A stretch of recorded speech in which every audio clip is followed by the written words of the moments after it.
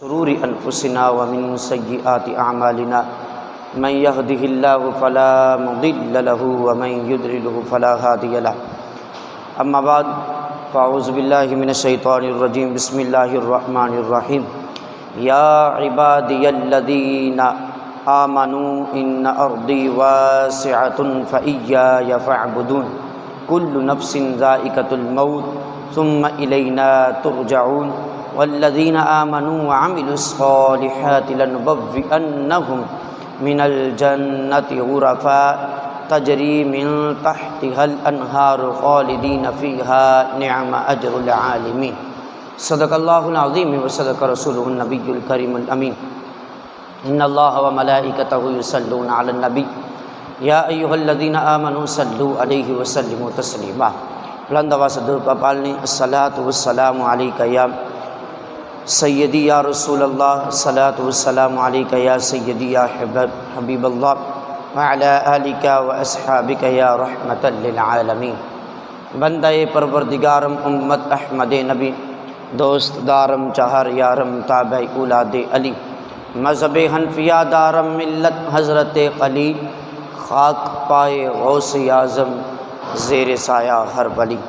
میرے معزز سامعین حضرات واجب الاحترام آج کا ہمارا درس جو ہے وہ دار بقا کی طرف روانگی کے متعلق ہے۔ یہاں سے کوچ کر کے ہم نے اپنی بقا کی طرف جانا ہے جو ہمیشہ کے لیے رہنے والی ہے، جو یہ تو ہماری عارضی زندگی ہے، جیسے کہ ہمارے بزرگ مثال دیتے ہوتے ہیں کہ ہم ایسے ہیں جیسے کہ ایک کرائے کے گھر میں ہیں۔ جیسے کرائے دار کسی گھر کے اندر ہوتا ہے، مالک کبھی بھی کسی بھی وقت اس کو آ کے تنبیہ کر دیتا ہے کہ بھائی مکان خالی کر دو کہ یہاں سے آپ کوچ کریں، اب دوسرا علاقہ ڈھونڈیں، تو وہ کرائے دار جو ہوتا ہے اس کو پھر وہاں سے نکلنا پڑتا ہے، نکل کر پھر اس کو دوسری کی طرف جانا پڑتا ہے۔ ایسا ہی ہے کہ مسلمانوں پتہ نہیں کب کس وقت ہمیں یہاں سے کوچ کرنے کا حکم مل جائے، یہاں سے نکلنے کا حکم مل جائے کہ آپ بھی یہاں سے چلیں بھائی۔ تو اس لیے یہ ہم کرائے دار کی صورت میں رہتے ہیں، آج یہاں پہ ہیں تو کل پھر ہم نے کسی وران جگہ پہ جانا ہے، تو اس لیے وہاں پہ جانے کے لیے ہمارے دامن کے اندر کچھ نہ کچھ ہونا چاہیے، ہماری جھولی میں ایسا عمل ہونا چاہیے کہ جب قبر میں جائیں تو فرشتے بھی رشک کریں کہ یار یہ محمد کا غلام آ گیا ہے، یہ اللہ کا بندہ ہے تو اس کو چھوڑ دو۔ یہ ہمیشہ کے لیے یاد رکھیں کہ جب انسان اس دنیا سے دار بقا کی طرف نکلتا ہے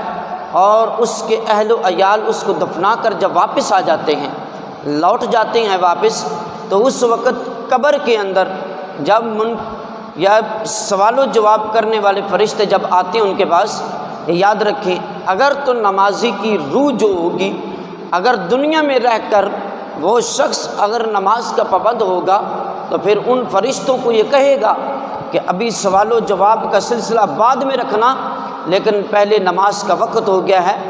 آپ لوگوں کے سوالوں کے جواب دیتے دیتے کہیں ایسا نہ ہو کہ میری نماز نکل جائے، تو لہذا پہلے میں نماز پڑھ لیتا ہوں، بعد میں تمہارے سوالوں کا جواب دوں گا۔ جب بندہ فرشتوں کے سامنے یہ بات کرے گا تو میرے رب کی طرف سے پھر آواز آئے گی، میرا رب فرمائے گا اے میرے پیارے فرشتوں، اس بندے کو چھوڑ دو، اس کو بغیر حساب ہی اس کے لیے جو نبی جنت کے راستے کھول دو۔ تو مسلمانوں ہمیں ایسا عمل کر جانا چاہیے جس سے قبر ہمارے لیے بہتر ہو جائے۔ وہی سب سے سمجھو کہ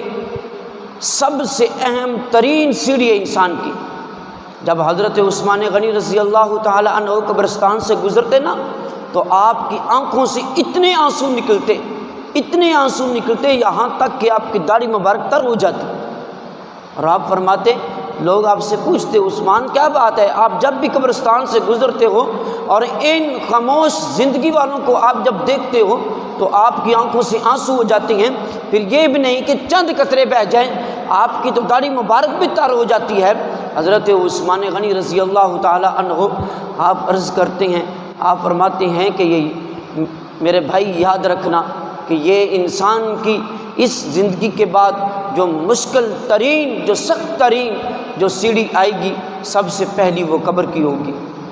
حضرت عمر رضی اللہ تعالیٰ عنہ کے بارے میں یہی مقول ہے، آپ فرماتے ہیں کہ انسان کی زندگی کا سب سے مشکل ترین جو سفر شروع ہوتا ہے وہ انسان کی قبر سے ہوتا ہے، اور جس نے قبر کو پار کر لیا، جس نے قبر کے امتحانوں کو صحیح معنوں کے ساتھ یعنی جوابوں کی صورت میں دے دیے، تو پھر یاد رکھ لیں مسلمانہ، آگے اس کے لیے منزلیں آسان ہوں گی، آگے اس کے لیے آسانیاں ہی آسانیاں ہوں گی، ورنہ نہیں تو پھر انسان یہاں پہ ہی جھٹکا جائے گا۔ میں ایک بات عرض کرتا ہوتا ہوں، جب بھی یہ قبر کی بات ہوتی ہے نا، تو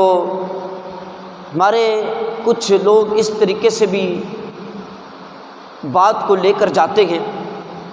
میرے ایک دوست تھا، ساتھی تھا میرا، وہ ہمیشہ کے لیے کہتا تھا کہ مولویوں کو کچھ نہیں ہوگا، مولویوں کو کچھ نہیں ہوگا، لیکن بحیثیت میں خود ایک عالم دین ہوں الحمدللہ، میں ایک مولوی کی فیلڈ رکھنے والا ہوں، لیکن ہمیں یہ بات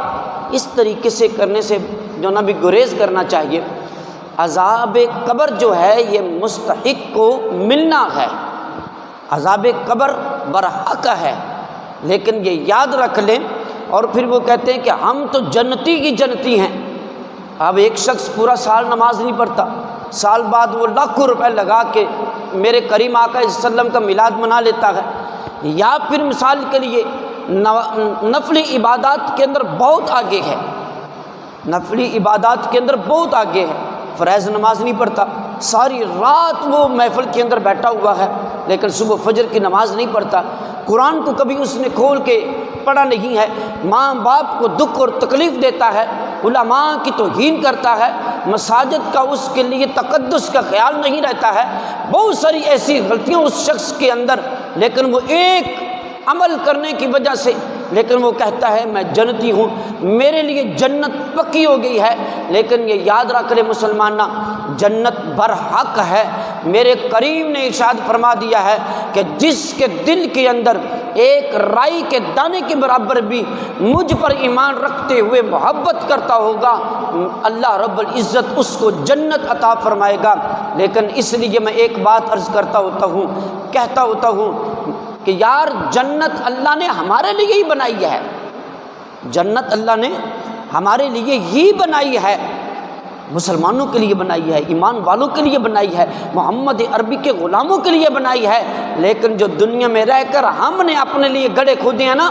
جو ہم نے اپنے لیے ہر قدم پہ جھوٹ بولا ہے، ہم نے غربا مساکین کا ہم نے حق مارا ہے، ہم نے ماں باپ کو دکھ اور تکلیف دی ہے، ہم نے مثال کے لیے سود کا کام کیا ہے، ہم زناکاری کے اندر مبتلا رہے ہیں، ہم نے ایک ایک گناہ کے اندر شامل رہے ہیں، یہاں تک کہ جب میرے کریم آقا صلی اللہ علیہ وسلم کی ناموس کی بات آئی، ہم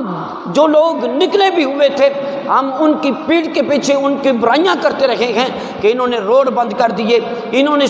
یعنی لوگوں کو شہید کروا دیا، انہوں نے ملک کو تباہی کی طرف لے کر چلے گئے۔ لیکن اس وقت وہ لوگ ناموس رسالت کے مسئلے پر نہ نکلے، ان کی سزا تو ملنی ہے نا۔ پھر اس کے لیے میں بات عرض کرتا ہوتا ہوں کہ اللہ رب العزت اپنے بندے کو قبر کے اندر ہی سب سے پہلے اس کی ٹیوننگ کرے گا، اس کو جس طریقے سے لوہا جو ہے وہ بھٹی کے اندر ڈال دیا جاتا ہے اور وہ آگ اس کو جلا کر اس کو صاف اور ستھرا کر دیتی ہے، اس کا زنگ اتار دیتی ہے، ایسے ہی اللہ ہمارے دلوں کے اوپر جو زنگ لگا ہوا ہے، جو ہم نے دنیا میں رہ کر اپنی کھیتی بوئی ہے، جو ہم نے کمایا ہے، قبر کے اندر اس کو حساب دے کر پھر اللہ ہمیں جنت میں بھیجے گا۔ اب دنیا میں رہ کر ہم ہر خطا کرتے رہے، دنیا میں رہ کر ہم ہر گناہ کرتے رہے، ادھر اذان ہوئی، ادھر ہم نے جناب اپنے کاموں میں مصروف رہے، ادھر ہم نے اپنے کانوں میں لپیاں لگا کر ہیڈ فون لگا کر ہم گانوں کے اندر مصروف رہے، ہم نماز پڑھنے کے لیے نہیں آئے، ہم نے ہر گناہ کرتے رہے، لیکن پھر اوپر سے ہم یہ کہیں اور بڑے بڑے دعوے کریں کہ ہم تو جنتی ہیں، ہم تو جنتی ہیں، ہم جنت کے بغیر نہیں ہیں۔ مسلمان مانا جنت اللہ نے ہمارے لیے بنائی ہے لیکن پہلے حساب دینا ہوگا۔ تو اس لیے حضرت عمر رضی اللہ تعالیٰ عنہ فرماتے ہیں کہ انسان کی سب سے سخت ترین جو سیڑھی ہوتی ہے وہ قبر کی پہلی سیڑھی ہے، اور جو اس کو پار کر لے گا اللہ اس کے لیے اگلی منزلیں بھی آسان فرما دے گا۔ اس لیے میرے اللہ رب العزت نے قرآن مجید کے اندر ارشاد فرمایا، یا عبادی الذین آمنوا ان ارضی واسعۃ فایای فاعبدون، اے میرے بندو جو ایمان لائے، بے شک میری زمین وسیع ہے تو میری ہی بندگی کرو۔ میرے اللہ نے فرمایا کہ بہت میری زمین وسیع ہے، بہت بڑی میری زمین ہے، جہاں پہ وقت ملتا ہے، جہاں پہ جگہ ملتی ہے میری عبادت کرو۔ تو اس آیات کریمہ کی تفسیر کرتے ہوئے علماء نے فرمایا کہ جب ایک انسان کے لیے ایک شہر میں عبادت کرنا آسان نہ ہو، وہاں پہ اس کے لیے مشکل ہو، وہاں پہ اس کے لیے مشقت ہو، وہاں پہ اس کے لیے دقت ہو، لوگ اس کو منع کرتے ہوں، تو علماء فرماتے ہیں تو پھر اور لوگوں کے لیے اپنے دین کا اظہار کرنا بھی ممکن نہ ہو تو لوگ ایسے شہر اور مقام کی طرف ہجرت کر جائیں جہاں ان کے لیے یہ سارے کام کرنا آسان ہو جائے۔ اس لیے تو اس آیات مبارکہ کے اندر حکم فرمایا گیا، عبادت کرو میری، جہاں پہ بھی وقت ملتا ہے، جہاں پہ بھی جگہ ملتی ہے میری عبادت کرو۔ اگر وہاں پہ رک جاتے ہجرت کر کے دوسری طرف چلے جاؤ۔ اس لیے فرمایا گیا ہے کہ مدینہ طیبہ کی طرف جو ہجرت کی گئی ہے، یہ آیات مبارکہ کا جو اس وقت نزول ہوا تو مقام نزول یہ تھا کہ جو مکہ کے کمزور لوگ تھے جو اپنے ایمان کو جیسے ہی ظاہر کرتے تھے ان کے اوپر شدت کی جاتی، ان کو تکلیف دی جاتی، تو پھر میرے رب نے یہ حکم فرما دیا کہ میری زمین بہت وسیع ہے، جہاں پہ بھی جگہ ملتی ہے وہاں پہ جو نبی آپ لوگ ہجرت کر کے اس شہر کی طرف چلے جاؤ اور وہاں پہ جا کر جو ہے اللہ کی عبادت کرو۔ اور فرماتے ہیں میرے کریم آقا صلی اللہ علیہ وسلم نے فرمایا کہ جو شخص ایک علاقے سے دوسرے علاقے کی طرف اپنے دین کی وجہ سے ہجرت کر گیا، اگر سے وہ ہجرت کرنا ایک بلشت کے برابر ہو، ایک گٹھ کے بھی برابر ہو، جس نے بھی دین کی وجہ سے ہجرت کی تو میرے کریم آقا صلی اللہ علیہ وسلم نے ارشاد فرمایا اس کے لیے جنت واجب ہو گئی، جو دین کی وجہ سے نکلتا ہے۔ اور ہجرت میں ویسے بھی برکت رکھی ہوئی ہے، ہجرت میں ویسے بھی برکت رکھی ہوئی ہے۔ تو فرماتے ہیں میرے کریم آقا صلی اللہ علیہ وسلم نے ارشاد فرمایا اور اسے حضرت سیدنا ابراہیم خلیل اللہ علیہ الصلاۃ والسلام اور نبی کریم صلی اللہ علیہ وسلم کی رفاقت نصیب ہوگی جو ہجرت کرے گا۔ تو کریم آقا صلی اللہ علیہ وسلم کی سنت پر عمل کیجئے۔ تو فرمایا میرے رب کریم کل نفس ذائقۃ الموت ثم الینا ترجعون، ہر جان کو موت کا مزہ چکھنا ہے پھر ہماری طرف ہی لوٹ کر آنا ہے۔ ان ہر چیز نے موت کا ذائقہ چکھنا ہے، تو لیکن جانا کس طرف ہے؟ میرے رب کی طرف جانا ہے، لیکن جانے کے لیے ہمارے پاس کچھ ہو بھی، تو اس لیے آگے فرمایا والذین آمنوا وعملوا الصالحات لنبوئنہم من الجنۃ غرفا تجری من تحتها الانہار خالدین فیہا۔ فرمایا کہ اور بے شک جو ایمان لائے، اب پہلے جنہوں نے بندگی کی، عبادت کی، اور پھر حکم فرما دیا کہ جن کو میری طرف سے موت آئی، موت آنے کی وجہ سے میری طرف لوٹ کر آئے، لے کر پھر وہ کیا آئیں گے اپنے پاس، یعنی اپنی طرف سے اللہ کی بارگاہ میں کیا چیز لے کر آئیں گے، تو میرے رب نے فرمایا کہ بے شک جو ایمان لائے اور اچھے کام کیے ضرور ہم انہیں جنت کے بالا خانوں پر جگہ دیں گے جن کے نیچے نہریں بہتی ہوں گی، ہمیشہ ان میں رہیں گے۔ کیا ہی اچھا اجر کام والوں کا ہے کہ جنہوں نے یہ اچھے کام کیے ہیں، اللہ نے پھر ان کے لیے نعمتیں بھی رکھ دی ہیں۔ تو اس لیے مسلمانوں دار بقا کی تیاری کر لو۔ تیاری کیا ہے؟ 5 وقت کی نماز ہے، میرے کریم آقا صلی اللہ علیہ وسلم کی ذات مبارکہ پر درود و پاک ہے، ہر اچھا عمل ہے، ہر برائی سے بچنا ہے۔ تو اس لیے مسلمانوں ہمیں اچھا اور نیک کام کرنے چاہیے۔ اس لیے آخری بات عرض کر رہا ہوں، تو مسلمانوں جب مرنے والے کی روح جو اس کی ارواح ہوتی ہیں وہ ارواح میں کب جاتی ہے، یعنی دوسری روحوں کے درمیان میں وہ کب جاتی ہے؟ حضرت ابو ہریرہ رضی اللہ تعالی عنہ آپ روایت فرماتے ہیں کہ نبی کریم صلی اللہ علیہ وسلم نے ارشاد فرمایا یہ اکثر سوال بھی ہوتا ہے کہ انسان کی مرنے کے بعد جو روح ہوتی ہے وہ کہاں جاتی ہے؟ کیا واپس گھر لوٹ کر آتی ہے؟ کیا ارد گرد گھومتی رہتی ہے؟ کہاں پہ ہوتی ہے؟ میرے کریم آقا صلی اللہ علیہ وسلم ارشاد فرمایا جب ایک مومن مر جاتا ہے، جب ایک مومن مر جاتا ہے اس کی روح 1 ماہ تک اپنے گھر کے ارد گرد چکر لگاتی ہے، اپنے گھر کے ارد گرد 1 ماہ تک چکر لگاتی ہے جو انسان اس دنیا سے چلا جاتا ہے۔ تو میرے کریم نے ارشاد فرمایا مرنے والا اپنے عیال کو دیکھتا ہے، لو عیال کو، اپنے گھر والوں کو، اپنے بہن بھائی ماں باپ رشتہ دار دوست احباب کو دیکھتا ہے اور کیسے اس کے مال کو تقسیم کرتے ہیں۔ یہ روح دیکھنے کے لیے آتی ہے 1 ماہ تک کہ میرے مال کو کہاں پہ تقسیم کیا جا رہا ہے، اور یہ حقیقت ہے، اور یہ حقیقت ہے۔ آج ہمارا معاشرہ اس طرف ہے، مسلمانوں ابھی تک اس میت کی مٹی جو ہے، اس قبر کی مٹی جو ہے وہ ابھی تک سوکھی نہیں ہوتی، اس کے اوپر جو پھول ڈالتے ہیں وہ خشک نہیں ہوتے، ادھر سے اس کے بیٹے، اس کی بیٹیاں، اس کے اہل و عیال جو ہیں وہ تقسیم مال کے اندر لڑ رہے ہوتے ہیں، مر رہے ہوتے ہیں۔ تو مسلمانوں میرے کریم آقا صلی اللہ علیہ وسلم نے ارشاد فرمایا اور کیسے اس کے قرض کو ادا کرتے ہیں، جب 1 مہینہ مکمل ہو جاتا ہے تو اس کی روح قبر کی طرف لوٹ جاتی ہے، اس کی روح قبر کی طرف لوٹتی ہے، پھر وہ 1 سال تک قبر کے ارد گرد گھومتی ہے کہ کون میرے پاس آتا ہے، کون میرے لیے صالح ثواب کرتا ہے، کون میرے لیے پڑھتا ہے، اور وہ اس اشکال کے اندر رہتی ہے اور وہ تڑپ کے اندر رہتی ہے کہ آج میرا اہل و عیال، میرا بیٹا، میری بیٹی، میرا گھر والا، میرے